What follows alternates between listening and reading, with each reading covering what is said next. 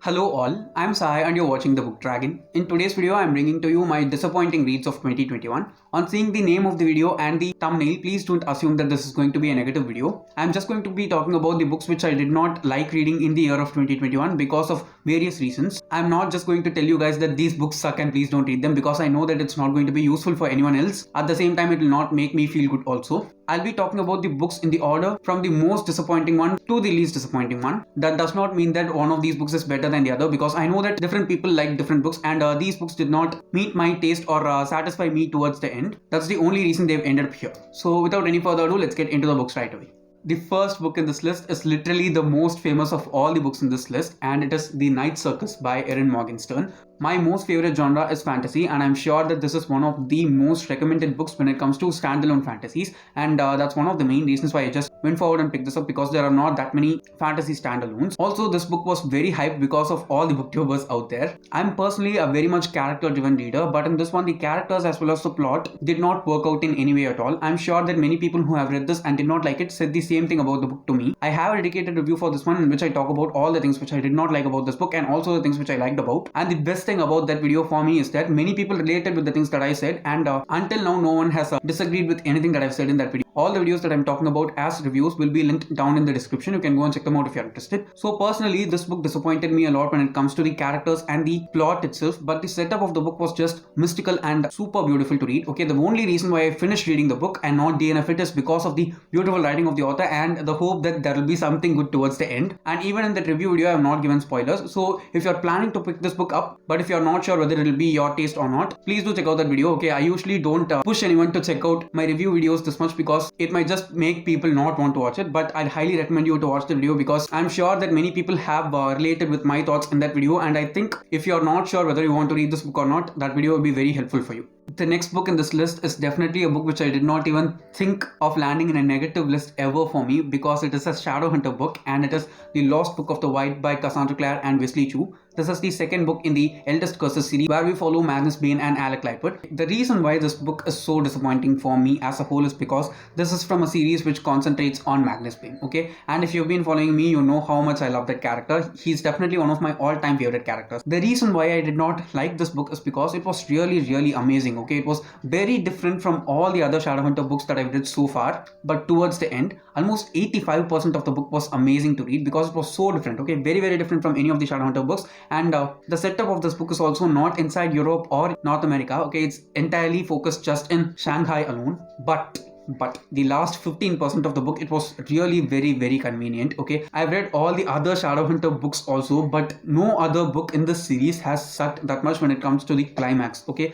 Because in each and every Shadowhunter book, or the end of each and every Shadowhunter book, I can say the stakes are very high and Cassie Clare has this way of managing it really well and ending it in a really proper way, but in this one, it was definitely not like that at all, okay? It was a very convenient ending. It felt like the 85% of the book that was building up was not at all justified in any towards that last 15%, and it just bummed me so much, okay? Even then I rated this book 5 stars because it's a book about Magnus Bane and I cannot make myself rate a book less than 5 stars for him, but as a whole this book sucked. I have a review for this one also, please check it out if you're interested. The next one is a non-fiction book and it is the only non-fiction book in this list, and it is Atomic Habits by James Clear, okay? This book was also something which I had very high expectations for, but I'll not say that it's the book's fault. It was from my side probably because I've read quite a few non-fiction books before this one, especially self-help, and I'm also a person who does not feel that much difficult to develop habits and include it in my routine because it is just like that for me. I don't know how. But when it comes to this book, it is in the core about developing habits alone, and the way in which the author started the book was something which I did not find that much positive at all, okay? I can understand that it can be very motivating, but I was not at all aware in any way that the book was going to start in such a graphic way, okay? My brother read this book before me, but he even did not talk about that to me, okay? I'm okay with reading hard times of people in their books that they are writing, but if it just comes and hits me out of nowhere, I personally don't like that book, and I don't think that it was that much relevant for this book also. One thing which I learned from this book was the concept of habit stacking, that is that it is easier to develop a new habit if we just partner it with something which we are already doing. I have actually tried that many times in the past and I'm also trying it sometimes now, so it was relatable as well as it made me aware of the things that I did, except that I did not feel anything that was new or different from this book that I can actually adapt and include in my life. So because of that only reason, this was a disappointing read for me.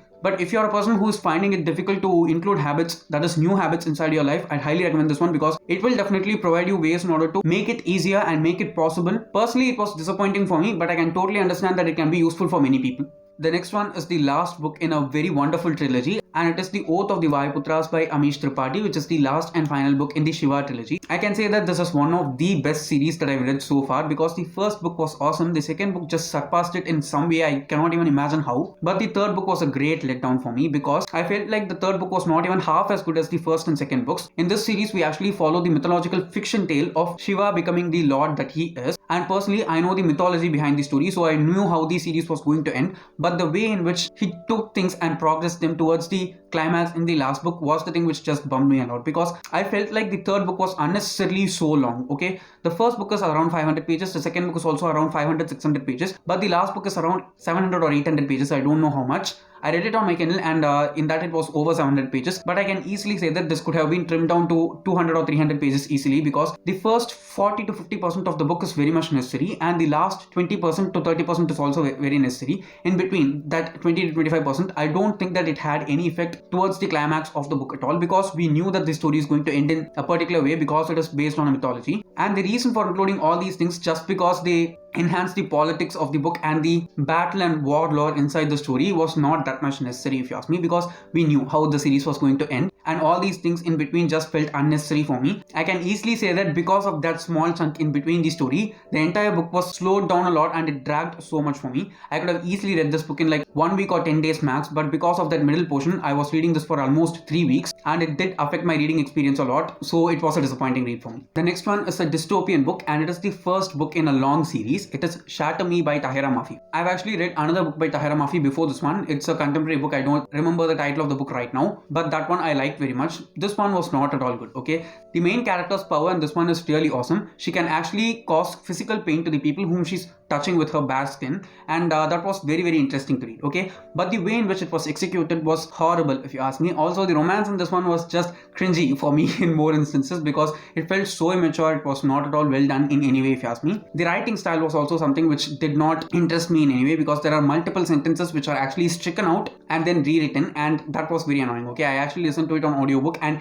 every time a dialogue was said and that crashing sound was made, it just irritated me so much. The entire experience of this book was very disappointing for me and irritating if you ask me more than anything else. I've heard that the first book is good, the second book is a bit meh, and the third book pays off really well for the first two books. I felt like the first book itself was very below average and I'm not at all interested in continuing on with the series. I personally think that if the main character, other than thinking about 100 different ways in which her power can actually harm people, if she had done at least 10% using her power to make something good, it would have been far better. It might happen in the future books, I'm not sure, but I'm not going to continue on with the series. As a whole, the characters were not good, the power was not at all used properly, the writing irritated me so much, so this was a very disappointing read. The next one is a super famous romance and it is The Hating Game by Thorne. Okay, I read this in February or March I think. I can say that this was quite entertaining, but other than that, it did not feel that good in any way for me. I will recommend this to people who like reading romance books for the sake of the romance and the steaminess alone, but apart from that, if you need extra other things inside your story, I'll not recommend this one because I'm a person who likes reading romances like that and I was not at all impressed in any way like that from this book. It is actually an enemies to lovers kind of romance between two people who work in a single publishing firm, and the thing which just bummed me continuously was that there was not that great a plot for this book. Okay, towards the climax it has some additional layers also, but I think that if it was included in the other portions of the book also, it might have become even better and more interesting to read. There's also an adaptation of this book which just came out really recently. I don't think I'll be watching it, I'm not sure. If you like romances, I'm sure that you will like this, but if you want something more than the romance in your romance books like I do, I don't think this will be a great recommendation for you. I will recommend this in the future also, but personally it's not a favorite for me and it was quite disappointing, so I'm just including it inside my list. The last book in this list is a thriller, and I cannot say that I was particularly interested in reading this book in any way, and I also have my brother to blame this book on because he was the person who made me buy this book. It is Wilde Lake by Lippman. I am sure that he's going to be mad while he is watching me talking about this book in this video. Okay, he made me buy this because it was available as a brand new copy in the lock the box sale like 2 years back. It was actually present along with the plastic wrapper and everything, and I kept it as such in my bookshelf for like half a year, and after that only I unwrapped it and read it somewhere in the middle of 2021. I think it's a legal thriller, that's how it is subcategorized as, but as a whole it did not feel like a thriller in any way at all for me. And also, while I read the synopsis for this book, it felt a lot like Dark Places to me, but I was sure that it was not going to be anything like Dark Places because I don't think any other author can bring that effect like Gillian Flynn does. Maybe Stephen King can, but I don't think any other author can. The thing which actually dragged this book a lot for me was the fact that the author took a lot of time describing the clothes that the characters were wearing rather than making us understand why things were happening in a certain way inside the story. Okay, as a whole it was very bumming. So as a whole I can say that this did not even feel like a thriller for me, and because of that reason it disappointed me so much. So yes guys, those are the 7 books which disappointed me the most when it comes to 2021, and I can say that by now I've read over 150 books in 2021, and 7 books is less than 5%, so that's definitely not at all a bad reading year at all. I am pretty satisfied with the amount of reading and the quality of reading that I've done in 2021. And don't forget to leave your disappointing reads in the comments below, and tell me if you like any of these books or you are also disappointed by any of the books which I talked about in this video. And if you did enjoy watching today's video, don't forget to give it a thumbs up and also share it to your friends. If you want to get more content from me, do subscribe to the channel. Thanks for watching and have a great rest of your day.